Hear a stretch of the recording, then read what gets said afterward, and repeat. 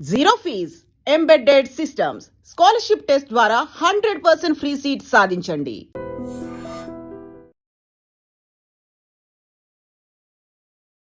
Hi hello నమస్తే, welcome back to iDream Media. ఈరోజు మనతో పాటు ఉన్నారు సీనియర్ మ్యూచువల్ ఫండ్ డిస్ట్రిబ్యూటర్ అయిన బోనిగల సొలొమన్ గారు. ముఖ్యంగా ఈరోజు రిటైర్డ్ పీపుల్ ఆల్రెడీ ఎవరైతే ఉన్నారో, ఫర్ ఎగ్జాంపుల్ ఒక 50 ఏళ్ళ నుంచి 60 ఏళ్ళ మధ్య పీపుల్ తీసుకుంటే వాళ్ళ దగ్గర ఒక 30 లక్షల రూపాయలు ఉన్నాయనుకుందాం. ఇవి ఏ విధంగా ఇన్వెస్ట్ చేస్తే నెల నెల కూడా ఒక మంచి ఇన్కమ్తో వాళ్ళు హ్యాపీగా బతకొచ్చు అనేది తెలుసుకుందాం. నమస్కారం సార్. నమస్తే అండి విరాట్ గారు. బయట చూస్తుంటాం సార్, చాలామంది రిటైర్డ్ అయిన పర్సన్స్ని, male or female every and అలాగే రిటైర్ అవ్వబోయే వాళ్ళు కూడా చాలా మంచి ఎగ్జాంపుల్ కింద ఉండాలి ఎపిసోడ్ అనేది. మన దగ్గర ఒక 30 లక్షల రూపాయల అమౌంట్ ఉంది అనుకున్నట్లయితే దాన్ని ఎక్కడ మనం పెట్టినట్లయితే ఏ నెల ఎవరిని అడగకుండా ప్రశాంతంగా బ్రతకగలం అంటారు? చూడండి విరాట్ గారు, 30 లక్షలు ఉన్నాయి అనుకోండి లంసం. 60 ఇయర్స్ ఏజ్, అంతే అనుకుందాం. 60 ఇయర్స్ అనుకోండి. వాళ్ళకి జనరల్గా ఏంటంటే పనిచేసే సామర్థ్యం ఉండదు. సో వాళ్ళకి ప్యాసివ్ ఇన్కమ్ కావాలి. సో వాళ్ళ ముందున్న మార్గాలు ఏమిటంటే బ్యాంక్ ఎఫ్డి. బ్యాంక్ ఎఫ్డి మనం చెప్పే పని లేదు. 30 lakhs బ్యాంక్లో పెడితే సుమారుగా 6 to 7%. 7% అంటే సుమారుగా 30 lakhs 16-17 వేలు వస్తుంది. పోస్ట్ ఆఫీసులో కూడా పెట్టుకోవచ్చు. ఈ బ్యాంక్ ఎఫ్డీలు పోస్ట్ ఆఫీసులు ఏంటంటే రిస్క్ లేని ఇన్స్ట్రుమెంట్స్ విరాట్ గారు. ఇక్కడ ఏమిటంటే రిస్క్ లేని ఇన్స్ట్రుమెంట్స్ అంటే చెప్పిన రిటర్న్, చెప్పిన ఎఫ్డి రేటు గ్యారంటీగా వస్తుంది. కానీ కొంచెం ఇన్ఫ్లేషన్ అందుకోలేరు వాళ్ళు, కాకపోతే రిస్క్ ఉండదు. సుమారుగా 16-17 వేలు, 30 లక్షలకి 16-17 వేలు కంఫర్టబుల్గా వస్తుంది. ఇదొక మార్గం వాళ్ళకి. అయితే ఈక్విటీ మ్యూచువల్ ఫండ్స్ అంటే ప్యూర్ ఈక్విటీ కాకుండా మ్యూచువల్ ఫండ్స్లో ఏమిటంటే హైబ్రిడ్ ఫండ్స్ అని ఉంటాయి, లేదంటే బ్యాలెన్స్డ్ అడ్వాంటేజ్ ఫండ్స్ అని ఉంటాయి, లేదంటే మల్టీ అసెట్ ఫండ్స్. ఇవేమిటంటే ఈక్విటీ అంటే స్టాక్స్లో కొంత పోర్షన్ ఇన్వెస్ట్ చేస్తారు, కొంత పోర్షన్ డెట్ అంటే ఎఫ్డి ఎలాగో అలాగ బాండ్స్ ఇన్వెస్ట్ చేస్తారు. దీన్ని హైబ్రిడ్ ఫండ్స్ అంటారు. మల్టీ అసెట్ అంటే ఈ రెండు కాకుండా ఇంకా గోల్డ్ అండ్ సిల్వర్లో కూడా ఇన్వెస్ట్ చేస్తారు. మల్టీ అసెట్ పేరులోనే ఉంటుంది, మల్టీ అసెట్ ఎక్కువ అసెట్స్లో చేస్తారు. సో ఇక్కడ ఏమిటంటే ప్యూర్ ఈక్విటీలో చేస్తే ఏమిటంటే రిస్క్ ఎక్కువ ఉంటుంది. స్టాక్ మార్కెట్ పడినప్పుడు వాళ్ళ ప్రిన్సిపల్ డౌన్ అవుతుంది. Hybrid funds, balanced advantage funds, multi asset ఫండ్స్లో ఏమిటంటే రిస్క్ తగ్గుతుంది. ఎందుకు తగ్గుతుంది మీకు తెలియదు ఏముంది, కొంత బాండ్స్లో పెడతాము, కొంత కమోడిటీస్లో పెడతాం కాబట్టి రిస్క్ తగ్గుతుంది. అయితే even hybrid fund, balanced advantage fund, multi asset ఫండ్లో పెడితే కూడా మ్యూచువల్ ఫండ్స్లో ప్రతి మ్యూచువల్ ఫండ్లో సబ్జెక్ట్ టు మార్కెట్ రిస్క్. అది లిక్విడ్ ఫండ్ కావచ్చు, లిక్విడ్ ఫండ్ అంటే ట్రెజరీ బిల్సే అయినా subject to market risk. Bond funds అంటే బాండ్స్, కంపెనీలు బాండ్లు కొనుక్కోవటం అయినా మార్కెట్ రిస్క్. అంటే మ్యూచువల్ ఫండ్ అనే మాట వస్తే ఆ సీనియర్ సిటిజన్ అర్థం చేసుకోవాల్సిందంటే మార్కెట్ రిస్క్ ఉంటుంది. అయితే మ్యూచువల్ ఫండ్లో ఏమిటంటే తీసుకునే amount SWP, systematic withdrawal plan అంటే ఎస్ఐపికి ఆపోజిట్, అది మనం ఫిక్స్డ్ పెట్టుకోవచ్చు. ఓకే. మ్యూచువల్ ఫండ్లో తీసుకునే అమౌంట్ ఎస్డబ్ల్యూపి సిస్టమ్ అది ఫిక్స్డ్ పెట్టుకోవచ్చు. సపోజు 9.6% చూజ్ చేసుకోవచ్చు. అంటే 10 లక్షలకి 8,000, 30 లక్షలకి 24,000. మీకు బ్యాంకులో పోస్ట్ ఆఫీస్లో 17,500 అలా వస్తే ఇక్కడ మీరు 24,000 ఆప్ తీసుకోవచ్చు. అంటే కొంతమంది ఏం చెప్తారు 6% తీసుకోండి అంటారు, కొంతమంది డిస్ట్రిబ్యూటర్స్. కొంతమంది ఇన్వెస్టర్స్ ఏమంటారు 6% తీసుకుంటారు. ఇక్కడ నేను చెప్పేది ఏమిటంటే 9.6% వరకు కూడా మీరు తీసుకోవచ్చు. అంటే 30 లక్షలకి నెలకి 24,000 మీకు కంఫర్టబుల్గా వస్తుంది. 24,000 మార్కెట్ పెరిగినా తగ్గినా ఖచ్చితంగా మీరు చెప్పిన డేట్ ఫస్ట్ అంటే ఫస్ట్ వచ్చేస్తుంది. అంటే శాలరీ లాగా ప్యాసివ్ ఇన్కమ్. ఏమిటి ప్రాబ్లం అంటే ప్రిన్సిపల్ అప్ అండ్ డౌన్ అవుతుంది. సపోజ్ ఈ సంవత్సరం 9.6% మనం తీసుకుంటున్నాం, 9.6% మార్కెట్లో రాలేదనుకోండి, మీ 30 lakhs 29 అవ్వచ్చు, 28 అవ్వచ్చు, 27 కూడా అవ్వచ్చు. సపోజ్ మార్కెట్లో 12% వచ్చిందనుకోండి, మీ 30 lakhs గ్రో అవ్వచ్చు. అంటే మార్కెట్ రిస్క్ ఉంటుంది.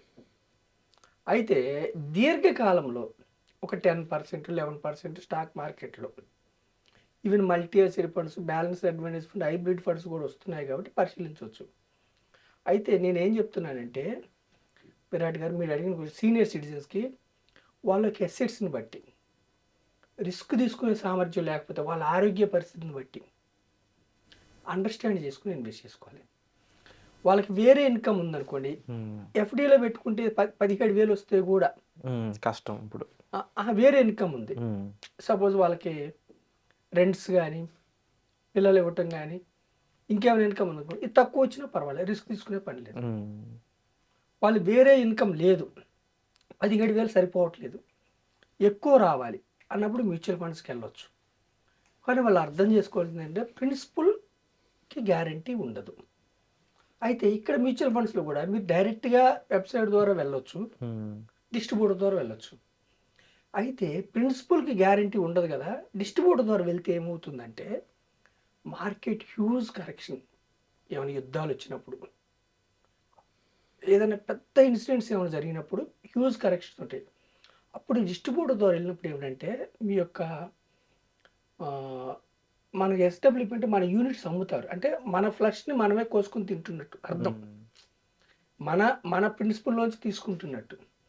అయితే కరెక్షన్ వచ్చినప్పుడు ఎక్కువ యూనిట్స్ సెల్ చేయాల్సి వస్తుంది కాబట్టి డిస్ట్రిబ్యూటర్ ద్వారా వెళ్ళినప్పుడు ఏం చేస్తాడంటే, అడ్వైజర్ ద్వారా వెళ్ళినప్పుడు కొంచెం మీకు సార్ ఇట్లా మార్కెట్ డౌన్ అవుతుంది కాబట్టి 24,000 కాకుండా 20,000 పెట్టుకుందాం, కొంచెం తగ్గించుకుందాం అని కన్విన్స్ చేసే అవకాశం ఉంది.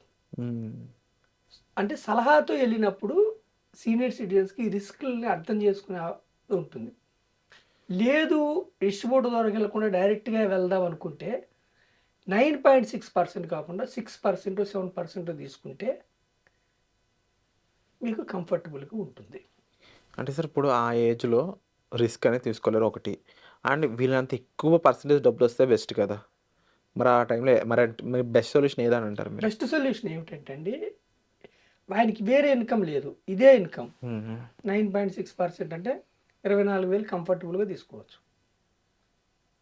ప్రిన్సిపల్ తగ్గినా పర్వాలేదు, ఒక్కొక్కసారి వేరే ఇన్కమ్ లేదు, అతని నీడ్స్ ఫుల్ఫిల్ కావాలి, తీసుకోవచ్చు. సపోజ్ ఫండ్ 12% వర్కౌట్ చేసింది అనుకోండి, మ్యూచువల్ ఫండ్స్లో రిటర్న్స్ గ్యారంటీ కాదు, మనం ప్రజలకు చెప్పేది. ఒకవేళ 12% వర్కౌట్ చేస్తే మిగతా 3% ప్రిన్సిపల్కి యాడ్ అవుతుంది. ఓకే, ఒక 10 ఏళ్ళ తర్వాత ఇంకొంచెం ఎక్కువ తీసుకోవచ్చు. సో ఆ లెక్కను చూస్తే కొంతమంది కొంచెం 50 అంటే కొంచెం ఎర్లీగా 50 years నుంచి ప్లాన్ చేసుకుంటే కొంచెం బెటర్ అనొచ్చు. 50 years నుంచి ప్లాన్ చేస్తే అక్యుములేట్ అవడానికి టైం ఉంటుంది, 10 years time. Rule of 72 divided by 12% వేసుకున్నా 6 years డబుల్ అవుద్ది. అప్పుడు సపోజ్ మీరు చెప్పిన ఇన్వెస్టర్ 50 ఏళ్ళకే 30 లక్షలు పెట్టారనుకోండి, 56 సంవత్సరాలకి 60 అవుతుందా ఓకే ఆ డబ్బు, 62 సంవత్సరాలకి 1,20,00,000 అవుతుంది. అప్పుడు ఎస్డబ్ల్యూపీ తీసుకుంటే కోటికి 80,000, 9.6% అంటే. సో ఎర్లీగా స్టార్ట్ చేస్తే అక్యుములేషన్ అవ్వటానికి టైం ఇస్తారు కాబట్టి మార్కెట్స్లో మీకు మంచిగా గ్రో అయ్యే అవకాశం ఉంటుంది. అయితే మన ఎపిసోడ్ ద్వారా ప్రజలు మిస్అండర్స్టాండ్ కాకూడదు. మ్యూచువల్ ఫండ్స్లో రిటర్న్స్ గ్యారంటీ కాదు, రిస్క్ ఉంటుంది. రిస్క్ని అర్థం చేసుకుని పెట్టాలి. 12% గ్యారంటీ కాదు. అయితే తీసుకునే డబ్బులు ఎస్డబ్ల్యూపీ 9.6% అది గ్యారంటీగా మనం ఖచ్చితంగా మార్కెట్ పెరిగినా తగ్గినా తీసుకోవచ్చు. వచ్చే ఇన్కమ్ గ్యారంటీ, కానీ ప్రిన్సిపల్ అప్ అండ్ డౌన్ అవుతుంది, అది అర్థం చేసుకోవాలి. అది మన ఎపిసోడ్ ద్వారా మన ప్రజలకి ఇచ్చే సందేశం. Wonderful sir. సో విన్నారు కదండి, ముఖ్యంగా ఈ ఏజ్ గ్రూప్ వాళ్ళు ఏం చేస్తే బెస్ట్ అనేది. అండ్ డెఫినెట్లీ ఇన్వెస్ట్మెంట్స్ పరంగా కొంచెం అహెడ్ ఉంటే బెస్ట్, అంటే కొంచెం ముందుగానే మనం ప్లాన్ చేసుకుంటే బెస్ట్. జస్ట్ ఒక 10 years గ్యాప్లో ఎంత డిఫరెన్స్ వస్తుందో చూసారు కదా. అంటే 60 ఏళ్ళు ఉన్న ప్లానింగ్ ఏదైతే ఉందో అది 50 yearsకి మనం చేసుకోగలిగితే అప్పుడే ఇన్వెస్ట్ చేయగలుగుతాయి అమౌంట్ అనేది. కొంచెం బెటర్గా సేఫ్ అండ్ సెక్యూర్ లైఫ్ అనేది మనం చూడొచ్చు అనమాట. మరింత ఇన్ఫర్మేషన్ కోసం, మరింత క్లారిటీ కోసం మీరు డౌట్స్ ఉన్నట్లయితే డైరెక్ట్గా సార్ని కూడా సంప్రదించవచ్చు, డిస్ప్లే అవుతున్న నెంబర్స్ కాల్ చేసి. మరి ఈ ఎపిసోడ్ మీకు ఎలా అనిపించిందో కామెంట్ చేయండి. వచ్చే ఎపిసోడ్లో మళ్ళీ కలుద్దాం. Thank you so much sir. And for more videos, Please subscribe to iDream. Please subscribe to iDream. Please subscribe iDream. And please subscribe to iDream. For more videos, subscribe to iDream. please like, share and subscribe to the channel. Congratulations, iDream. Subscribe to iDream. Subscribe to iDream. So subscribe to iDream Media. iDream ki iDream team andarki huge congratulations. Please subscribe iDream Media. Please subscribe to iDream. Subscribe iDream. Please subscribe to iDream. I dream అంటే నా కళల ఛానల్ను subscribe చేసుకున్న నోరు తిరుగుతలేదు, మీరైతే గంట గుర్తు కొట్టు. For more such videos, please subscribe to iDream. Subscribe to iDream. Please subscribe to iDream. Please subscribe iDream Media. Please do subscribe to iDream. Please subscribe to iDream Media. For best entertainment and information, please subscribe iDream. And don't forget to subscribe to iDream.